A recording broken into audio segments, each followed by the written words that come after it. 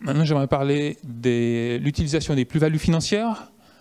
Le problème étant que lorsque on réalise des plus-values financières, il faut les répartir entre la réserve de fluctuation de valeur, d'une part, mais aussi le rendement sur les avoirs de vieillesse. C'est au conseil de fondation de prendre cette décision et en respectant un certain nombre de règles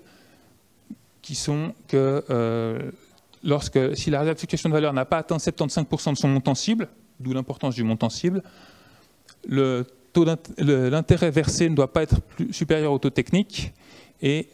lorsqu'on a atteint ce premier seuil de 75% du montant cible, mais que la réserve de fluctuation de valeur n'est pas encore complètement remplie, l'intérêt versé ne doit pas être supérieur à la moitié des plus-values financières. Et puis, ce choix va être extrêmement important parce que ça va conditionner la vitesse à laquelle on va remplir notre objectif de réserve de fluctuation de valeur, puisqu'on n'est pas du tout protégé par l'objectif qu'on a visé, mais surtout par les sous qu'on a mis dans cette réserve de fluctuation de valeur.